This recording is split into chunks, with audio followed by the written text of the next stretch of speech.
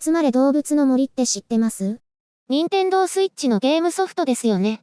会社の人がハマってるって言ってました。二人も。何か楽しくて毎晩2時頃までやっちゃうんですって。ゲームしないんだっけ？苦手です。最近のは難しいから。最後にやったのはつむつむですかね。すぐやめちゃいましたけど。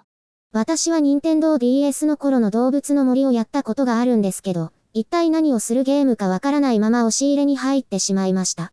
スイッチ持ってます？持ってない。ゲームほとんどやらないし。このご時世なんでスイッチがすごく売れているそうですよ。0028韓国人の日本製品不買運動を打ち破った任天堂スイッチ。2020年3月20日に任天堂スイッチ用ゲームソフト、集まれ動物の森が世界的に発売されました。これが、新型コロナウイルスの大きな影響を受けているということです。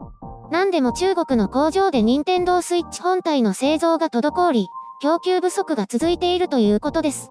徴用工問題や輸出制限問題、先日の入国者制限問題で日韓関係が悪化し、韓国では日本製品不買運動が一部で行われていますが、スイッチに関しては例外のようです。韓国メディアによると、3月12日にオンラインで開始された新しい色のコントローラーと動物の森が同梱されたパッケージの予約販売ではサイトがダウン。3月20日のゲームソフト正式販売では、ソウルのショップに3000人以上が集まって長蛇の列を作るなど、今やマスクよりも入手が難しいとされています。日本ではパッケージ版が3日間で188万本、ダウンロード版と合わせると1週間で250万本が販売されたと日本のゲームメディア、ファミ通が報じたそうです。韓国では十分な量が供給されず、不満の声が上がったと報じられています。そんな大人気の任天堂スイッチですが、韓国では実質上供給ゼロ。こうした人気ゲームの登場やコロナ自体で外出ができないこともあって、販売価格が上昇しているようです。なお、ソニーのプレイステーション4やマイクロソフトの Xbox は通常通り購入できる状態とのこと。日本では本体価格が税込み32,978円。韓国での販売価格は36万ウォンですが、韓国では価格が徐々に上昇し、オンラインショッピングでは80万ウォン台で販売されているそうです。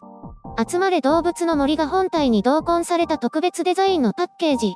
これは本体や各種接続端子などが付いたドックが動物の森デザインになっていて、特別色のコントローラーが含まれているものです。こちらが日本では税込み39,556円ですが、韓国のオンラインショップでは80万から100万ウォン前後で販売されているようです。また、ハンドル型の機器とレッグストラップを使ってトレーニングを楽しむリングフィットアドベンチャーも品薄が続き、通常8万4000ウォンで販売されているものが、40万ウォンで販売されているようです。任天堂は各国の現地法人を通じ、製品の受給が困難な状況であることを公式謝罪しています。今後の供給量拡大のための具体的な計画については触れられなかったようです。4月の初めに追加供給があると報じられていますが、これも十分な量ではないとされています。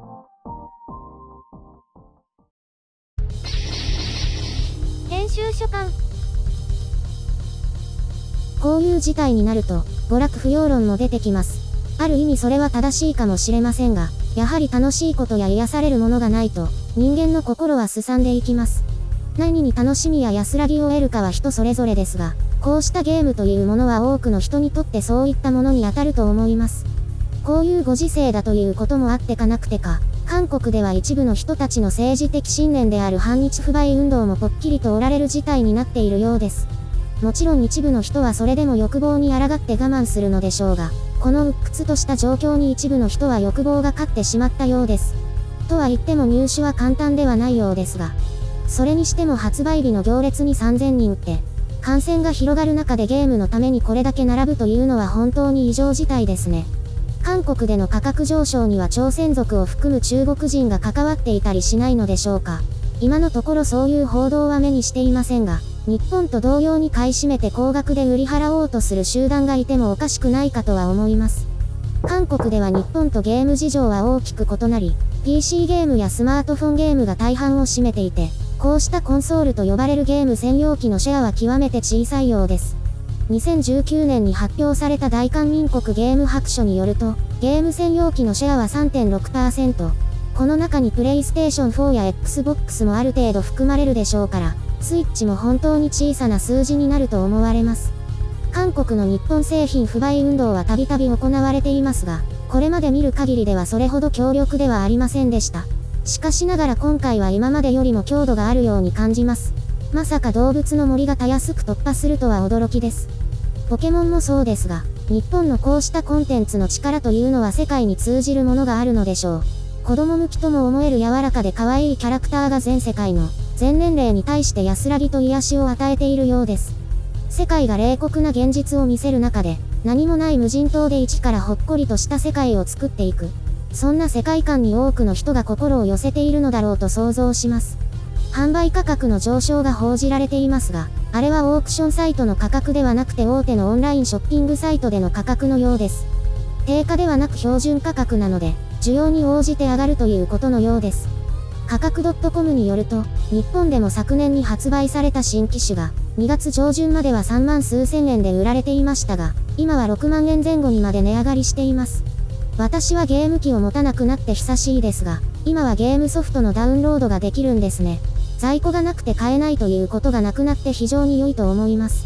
そういう時代であることを考えれば、こうしたゲーム専用機というのは時代を逆行しているのですが、似たようなゲームがある中で、こうして世界を賑わせる力があるというのは恐ろしいです。数万円もするゲーム機を買わせるのですから、尋常ではないですね。スイッチが販売される前は、任天堂はなくなってしまうかもとまで言われていましたが、本当に今もなお力強いです。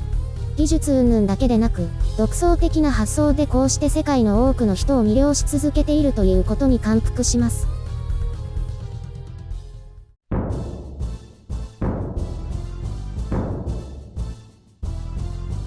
任天堂スイッチの売れ行きってすごいんですね。売れ行きよりも供給不足がすごいんじゃないのかな。私はよくわからないんですけど、それ以外のゲームってたくさんあるわけじゃないですか。なぜ動物の森がそんなに人気なんですかね。スマートフォンのゲームがつまらないからじゃないですか。基本無料で、課金前提で作っているものと、最初から料金を取ってある程度まで作り込まれているものの違いもあるんじゃないですかね。でも PC ゲームも同じような感じですよね。今はどれも無料なんでしたっけ？価格 .com によると、普通に数千円で売られていますよ。まだそういう市場があるんですね。その、動物の森は、会社の人、あまりそういうのをやりそうにない人がハマってるんですよ。なんだか不思議なんです。一つにキャラクターが可愛いっていうのがあると思います。ああいうのを幼稚だという人もいるでしょうけど、全く熱心でないゲームユーザーを引きつける要素はあるんでしょうね。それとゲームは熱中するようにうまく作られているんですよ。現実世界と違って努力の多くが報われるし、何もかも数値化されているから、自分がどの段階にあるのか、将来どうなるのか予測がつくんですよ。その確実性が安心につながるんだと思います。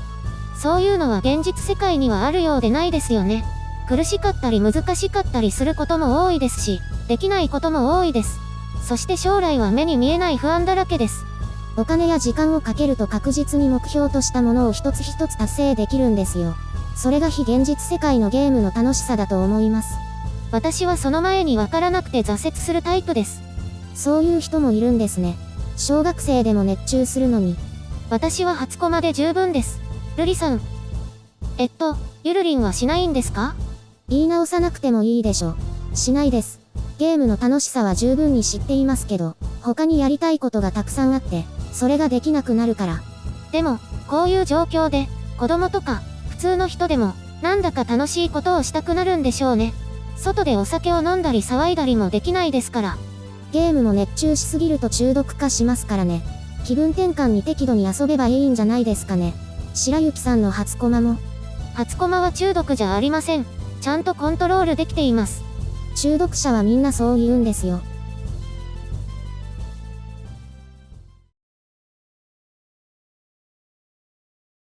このチャンネルでも経費でスイッチを買ったりできないんですか？できるけどいらないでしょ。何に使うの？集まれ動物の森です。もう二度と関連記事書かないだろうからいらないでしょ。ほぼしてきるようになってしまいますよ。いえ、他のゲームソフトも取材していきましょう。ゲーム専用チャンネルでもないし、そんなに儲かってないけど。他の仕事で使ったりしないんですか？ゲーム機を？冗談でしょ？やりたいの？多分私には無理だと思います。すぐに飽きそうで。でもひょっとしたら2人で遊べたりするかなと思って、ただなんとなく聞いてみただけです。無料のゲームなら自由に取材して記事にしてよ。そんな数万円とか絶対にダメ。他に買いたいものあるし。私の誕生日プレゼント用のリュックですか？違う。それは自分で買って。そうですか。スイッチは本当にちょっと聞いてみただけだから全然残念でもないんだ。じゃあ買っていいって言ったらどうなってたのよ。むしろ困ったことになったと思います。だったら最初から迷惑な質問しないで。